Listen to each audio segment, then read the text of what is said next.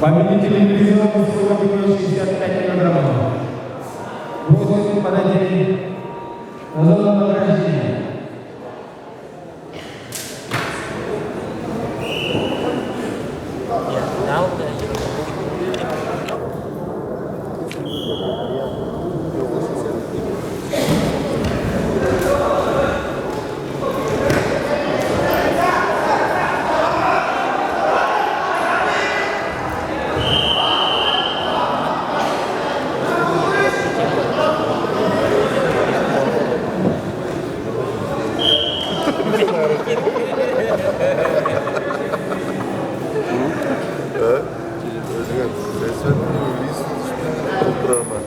Andan ses böyle yürüyüşte olmuş olsak seveceğimizi açtırırız.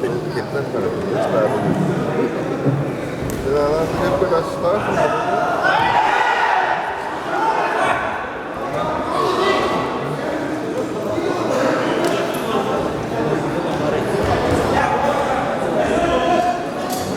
Ne güzel akıl kaldı mı?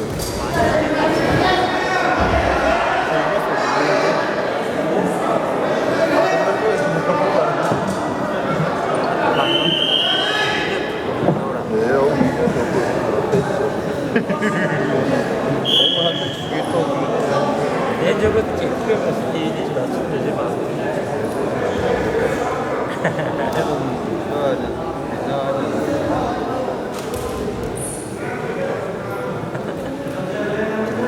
Kameran terang yapabilir.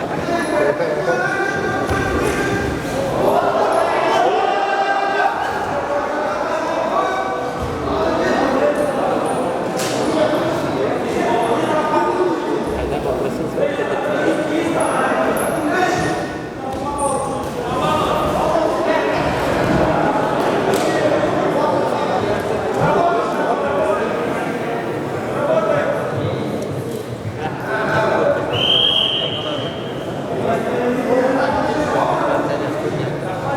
Onu zarlattı. Onu zarlattı. Bu bir şey derler. Bu şey kimi? Zaten derler.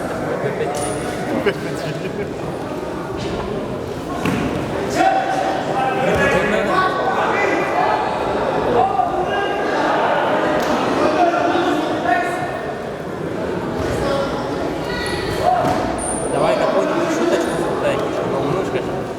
Какую-нибудь неуместную шутку давай скажи. Hiç kimden yemeğin zafiyet tecrübeyi vermem.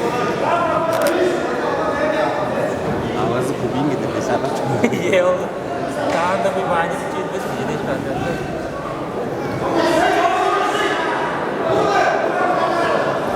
Milano çok mu ya?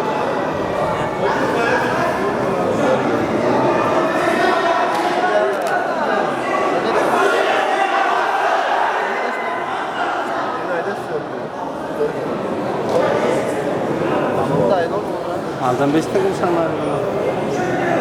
Ben unutmuyorum. Ben yedi tutursın.